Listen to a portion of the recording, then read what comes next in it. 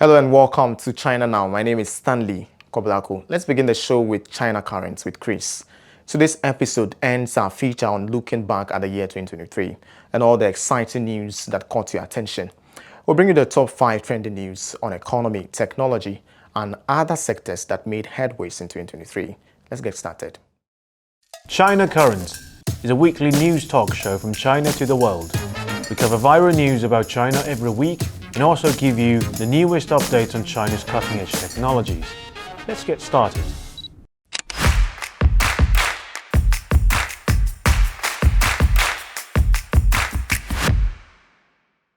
Happy Chinese New Year! I'm Kris. Welcome to this special episode of China Currents. 2023 was a year of rabbit in Chinese calendar. Yet, as we all have seen, 2023 was nowhere near the tamed image of a rabbit. There was, or actually is, the upheaval in Palestine, the ongoing war in Ukraine.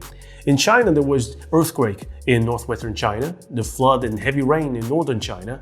Many of these events are still impacting our lives, and others may have become a little bit obscured by this moment. But either way, there are still factors that shape 2023 as we know it. So, without further ado, here's your final episode of looking back at 2023. Top 5 economic news. On December 5th, American rating agency Moody's downgraded its China's sovereign credit rating outlook from stable to negative, while retaining a long-term rating of A1 on the country's sovereign bonds. Moody's cited growing risks of persistently lower mid-term economic growth and a property downturn, which pose broad downside risks to China's physical, economic, and institutional strength. This decision has drawn disappointment from China's Ministry of Finance, which called the matter disheartening. In an interview, the ministry emphasized despite fluctuations in economic recovery during different quarters, China has successfully overcome risks and pressures resulting from the pandemic and various domestic factors. In the first 3 quarters of this year, China's GDP grew by 5.2% year-on-year, with domestic demand making a significant contribution to this growth, particularly through consumer spending, which contributed 83.2%, and capital formation, which contributed 29.8%. Regarding Moody's concerns about local government debt, the Ministry of Finance stressed that it has established an institutional framework to prevent and resolve risks related to local government debt. At the end of 2022, China's local government debt stood at 35.1 trillion yuan, and total government debt, including debt managed by the central government, was 61 trillion yuan. The government's statutory debt-to-GDP ratio of 50.4% is below the internationally accepted 60% warning line and lower than that of major market economies and emerging markets. Moody's downgrade of China's sovereign credit rating outlook carries a significant implication. However, China's Ministry of Finance remains confident in the country's economic prospects and its ability to deepen reforms and navigate risks and challenges. On December 19th, Thailand's Royal 50R Group filed a lawsuit seeking 10 billion Thai baht, or around $286 million in compensation from China's Luckin Coffee. The Royal 50R Group claims to have registered the Luckin trademark in Thailand in 2020 for operating coffee shops before Luckin Coffee expanded overseas. The court initially ruled in favor of Luckin, considering it a case of malicious registration, but the Royal 50R Group contested the ruling and ultimately won the case. Luckin now awaits verification of details in its statement announced on December 20th. Luckin Coffee's overseas expansion reflects the rapid growth of China's coffee industry in recent years. In a report released in early December, China now has the most chain coffee shops in the world with a 58% annual growth rate, surpassing the US. Among the emerging coffee chains, Luckin contributed significantly to the growth, opening over 5,000 shops in a year. In August, Luckin announced its quarterly revenue of $852 million, overtaking Starbucks' $822 million in China. But China's coffee chains, including Luckin, face uphill battles from time to time in paving their ways to the markets.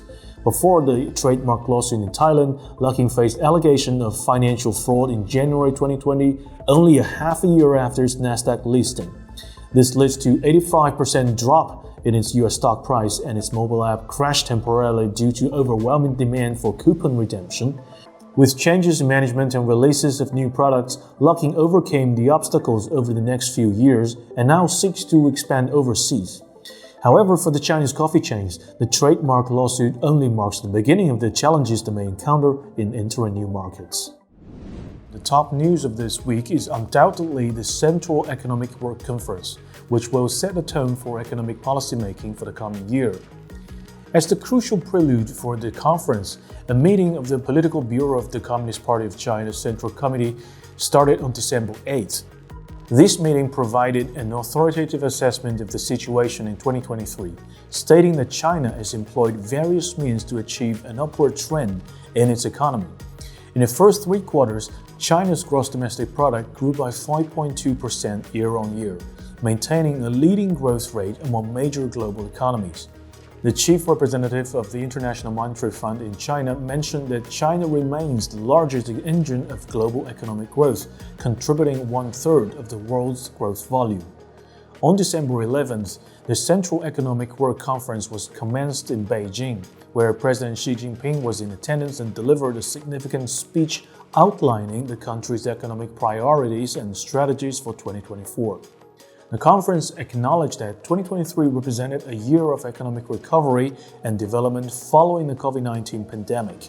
By deepening reforms, enhancing macroeconomic regulation, stimulating domestic demand, optimizing economic structure, boosting confidence, and managing risks, China's economy made steady progress toward high-quality development.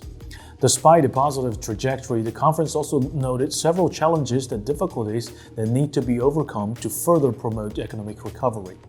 These challenges include insufficient effective demand, excess production capacity in certain industries, weak social expectations, multiple risks, bottlenecks in the domestic circulation, and an increasing complex and uncertain external environment.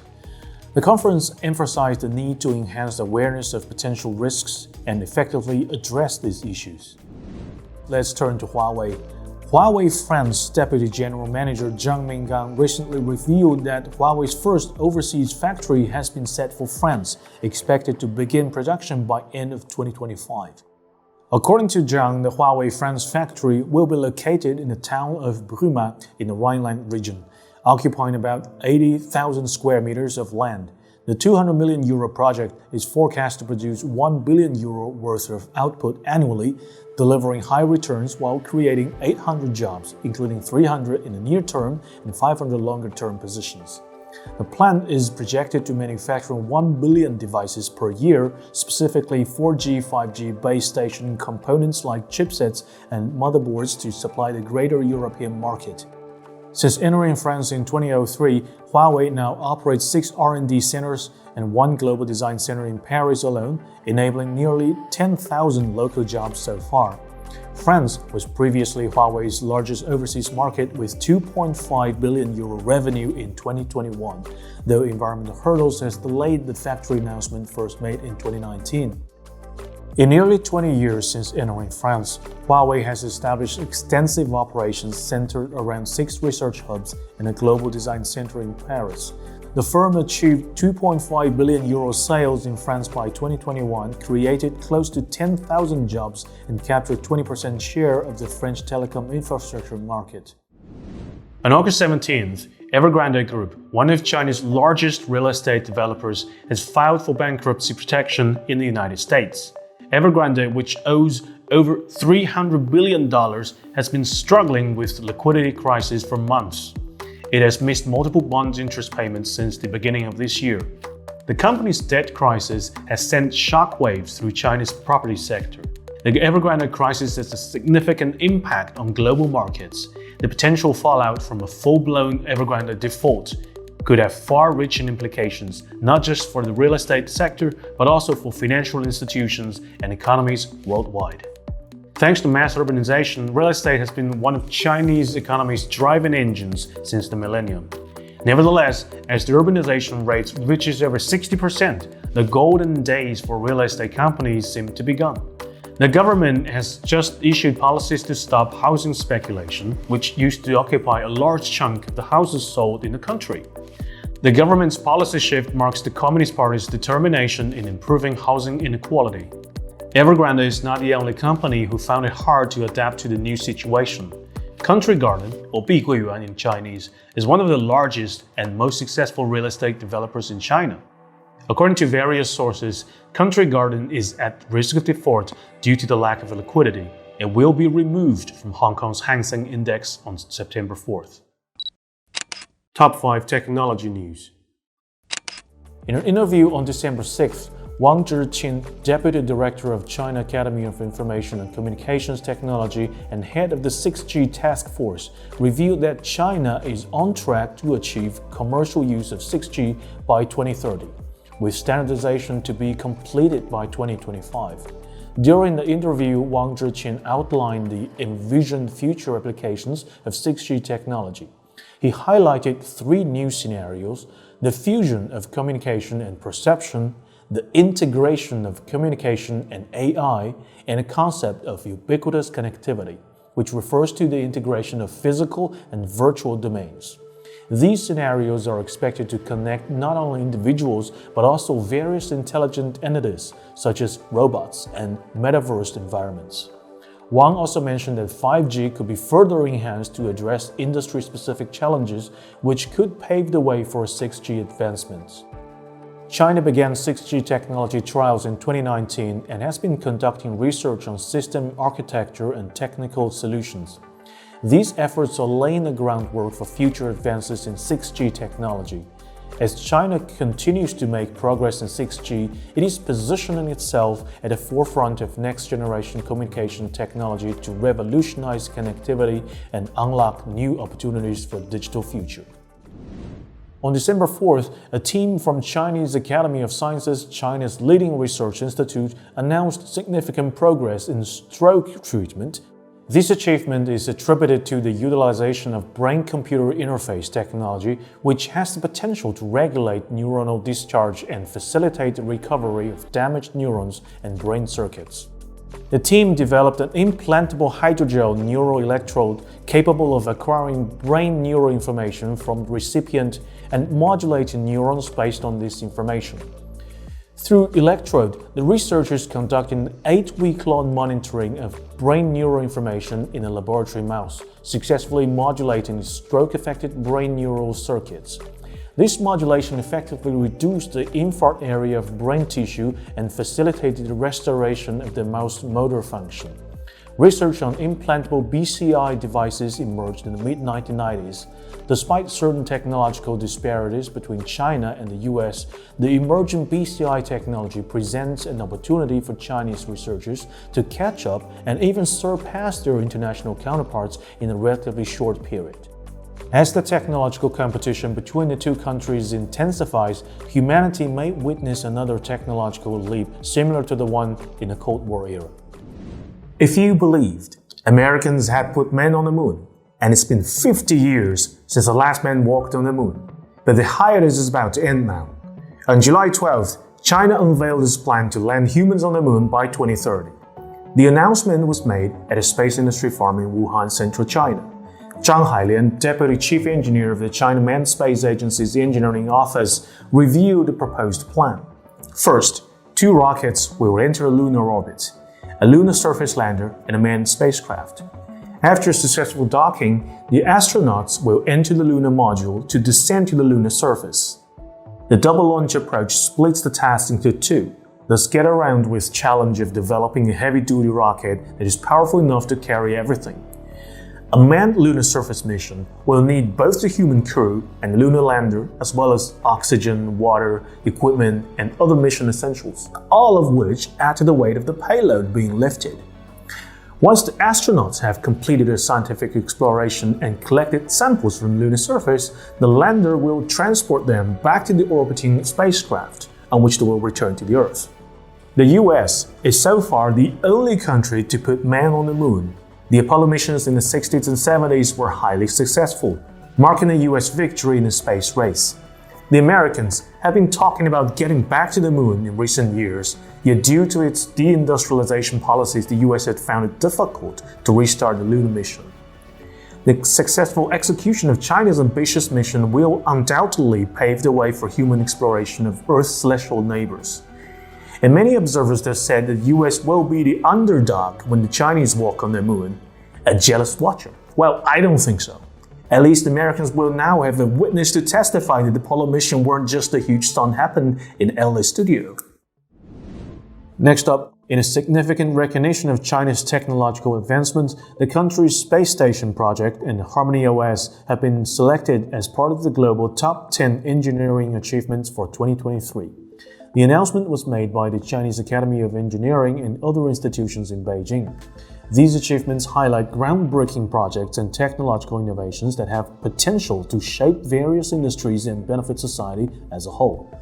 Among the notable engineering feats included in the list are ChatGPT, China's space station, Exascope supercomputer, Baihetan hydropower station, dual asteroid redirection test, the new malaria vaccine, Harmony OS, Spot and Atlas robots, lithium-ion power batteries, unmanned aerial vehicles. China's space station project and the Harmony OS operating system showcase the nation's commitment to technological advancement and innovation. These achievements further solidify China's presence in the global engineering landscape, highlighting the country's contributions to science progress and technological breakthroughs. As China continues to make strides in various fields of engineering, these accolades underscore the country's dedication to pushing boundaries and shaping the future of technology on a global scale. Next up, AI. According to official Chinese statistical data, the market size of China's large language model sector is anticipated to surge to 13.23 billion yuan by 2023, with a remarkable growth rate of 110%. The Ministry of Industry and Information Technology reports that there are currently more than 19 LLM research and development firms in China. By 2023, the adoption rate of generative artificial intelligence technologies in Chinese enterprises is projected to hit 15%, resulting in an estimated market scale of around 1.44 trillion yuan. Notably, the manufacturing, retail, telecommunications, and healthcare sectors have witnessed rapid growth in the utilization of generative AI. Projections indicate that by 2035, generative AI is poised to contribute nearly 19 trillion yuan in economic value globally, with China's share surpassing an impressive 30 trillion yuan. Next up, according to the latest data from China's Ministry of Industry and Information Technology, in the first 10 months of 2023, China's lithium battery industry sustained its growth momentum, with total output up 31% year-on-year nationwide. Specifically, September to October, national lithium battery production exceeded 185 gigawatt-hour, a 17% year-on-year increase. This includes over 38 gigawatt-hour of energy-stored batteries and around 76 gigawatt-hour worth of power batteries installed in new energy vehicles. Total lithium battery output has reached 765 gigawatt-hour in January to October, rising 31% from the previous year.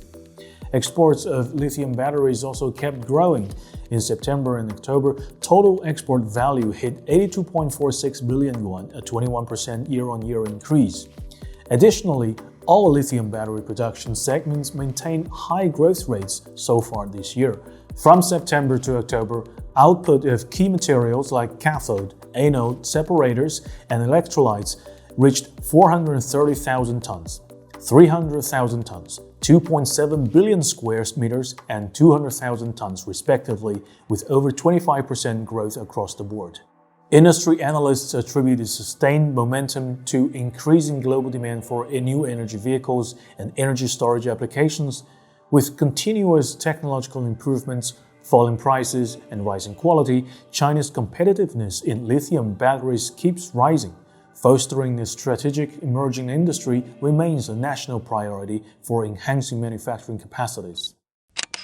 Alright, that's all for today's roundup. Thank you for watching this special episode of China Currents. If you have any thoughts and comments about our show, please reach us at the email address below. I'm Kris, looking forward to hearing from you, and Happy Chinese New Year! And see you in the next episode. Next up is Threshold with Lisa, and today Lisa is bringing back the conversation on rating technology and an assessment of the ability to influence our lives in the near future with established threshold standards. The assessments will be done using innovative aerogel fiber sweater and the OPV-EC thermoregulatory clothing, which expands our thermal comfort zone and provides comforts at a wider range of temperature. Lisa, please.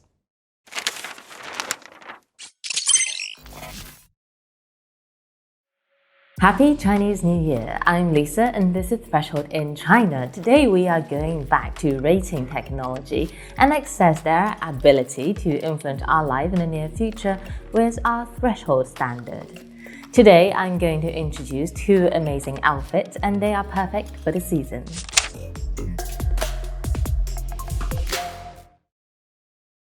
Imagine wearing a thin and stylish sweater that keeps you as warm as a thick down jacket. Researchers at Zhejiang University have developed a special fiber inspired by polar bear hair that can make this a reality. Polar bear hair has a unique structure that provides excellent insulation in extreme cold. It is comprised of an inner porous core and an outer dense shell. The core, with its high air-filled porosity, acts as a great insulator, trapping heat close to the bear's body.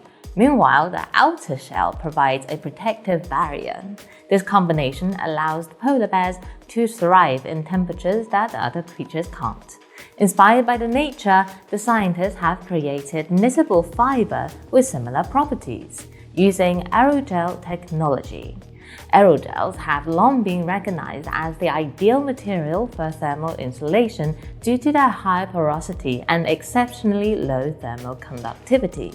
However, their application in textile has been limited due to their fragile nature, and they are also hard to process. The scientists overcame these challenges by encapsulating the aerogel fiber with a stretchable layer that mimics the core shell structure of polar bear hair. To create these fibers, the scientists started by making a very fluffy and lightweight aerogel fibers, kind of like making cotton candy but using a different material. Then they covered these fibers with a stretchy plastic layer, creating what they call an encapsulated aerogel fiber, EAF. This process made the EAF incredibly stretchy and strong. They were even able to lift half a kilo of weight with just one fiber. These EAF have an impressive ability to stretch up to 10 times their original length, which is much more than regular aerogel fibers with very limited stretchiness. Even after being stretched and relaxed 10,000 times, these EAF retain their ability to keep things warm, and they're tough enough to be washed and dyed, making them suitable for various types of clothing and fabrics. With this technology, the researchers successfully knitted a sweater that is only 1/5 as thick as a traditional insulation, but just as warm. The researchers believe that these fibers could be useful in extreme environments where excellent insulation is needed. They also think that the method they use to create the fibers is straightforward enough for it to be easily scaled up for mass production. So how good is it according to the standards of the threshold rating? Remember, we have three categories: readiness, novelty, and potential impact or ripples. The readiness category refers to the maturity of a technology, from lab demonstration, that is a 1, to mass production, which is a 5. The novelty score refers to how new the innovation is. 1 means that there is a small differentiation to existing technology, and 5 means that innovation fulfills a new function. Finally, the ripple scale, as we call it, is our opinion of a technology's potential for life-changing impacts and how widely it can be applied elsewhere. The biomimic polar bear fiber is a great innovation, but it does face some challenges. To ensure its strength and durability, the fiber is covered with thermoplastic polyurethane, TPU. TPU is chosen for its excellent strength and flexibility. However, there is a couple of drawbacks. First, TPU is relatively expensive, and second, TPU isn't resistant to UV light, meaning that it can degrade and weaken quickly when exposed to sunlight, making it less suitable for long-term outdoor use. These issues need to be addressed before this technology can be widely used in clothing industry. Therefore, the development of this technology is ongoing, and it has a readiness score of 3. Well, artificial furs and leathers have been available for quite some time, leveraging the unique structure of polar bear fur for its superior quality is a significant advancement. It is a novel idea with a score of 4 for innovation. The potential impact of this technology is huge. This could revolutionize fashion design and help people survive in extreme conditions. The impact is enormous, so it is a score of 5 for its potential impact.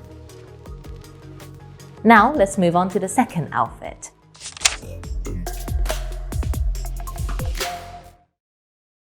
In the hot summer, we sometimes wish there is this technology that allows us to walk around with an air conditioner, right? Well, scientists are trying and have came up with placing tiny devices inside of clothes, and that can help you warm or cold depending on the temperature. Recently, researchers from Nankai University in China have created a new wearable device that addresses these limitations. This device combines flexible solar panels called OPV modules with special temperature-controlled units called EC thermoregulation units. The unique feature of this device is that it does not need any external power source, meaning that it powers itself using sunlight. It can actively regulate our body temperature and quickly make us feel warm or cold as needed. It can even switch between warm and cold modes depending on our body's requirements. This special clothing, known as OPV-EC thermoregulatory clothing, short for OETC, expands our thermal comfort zone and makes us feel comfortable at a wider range of temperatures, from 6 to 25.1 degrees Celsius. It works really fast to adjust to the temperature and it uses very little energy, so that it can work all day long. In the future, this device could be used in many different situations. It can be useful in extreme environments like the polar regions or during spacewalks. So, how good is it according to the standard of this threshold rating? The OETC shows promise for harsh scenarios where thermoregulation is crucial. However, OPV modules, the solar panel, and their applications in clothing is still in the experimental stage and not ready for mass production. So we rate this technology a 2 for readiness. On the other hand, in terms of novelty, this idea deserves a rating of 5. It brings an innovative approach to thermoregulation in clothing. Similarly, the potential impact of OETC are significant. It could revolutionize space mission, polar exploration, and even find applications in military gear. Considering these potential ripple effects, we rate it a 5. And that is all for today's Threshold. As usual, we welcome your feedback and thoughts. And that's all for Threshold with Lisa. Up next is Thinkers Forum, and our guest for today is the former Deputy Director of Development Research Center of the State Council, Ding Yifan, who will be speaking on global economic growth in 2023. Let's keep rolling to see what's up for today. Successively, different countries just published statistics about economic growth in 2023. Actually, global economic growth in 2023 was not so brilliant. The global growth lacks momentum. So in that context, China's GDP growth rate, statistically speaking, is 5.2% in 2023. Some sectors have experienced a very strong growth, such as renewable energy or EV, electric vehicles. China's EV export is #1 in the world, and the number has surpassed all these other countries combined. But all in all, China's growth is not very brilliant because after the pandemic, Chinese financial system have suffered a lot during the pandemic, and just after the pandemic, our financial system have experienced a sort of deleveraging. Those deleveraging process have hampered Chinese growth or Chinese firms' borrowing capacities and investment capacity. That's why Chinese growth is not so robust. But globally speaking, in 2023, the global economy has experienced a triple low tide development. First, We know that economic growth has its cycles. Global economy is coming to the low tide of its development. The consumption is going down and the investment is going down also. The second factor of this low tide development is because, technologically speaking, the global economy is meeting a sort of a bottleneck of technology innovation. The last high tide economic development has been triggered by the development of internet-related technology.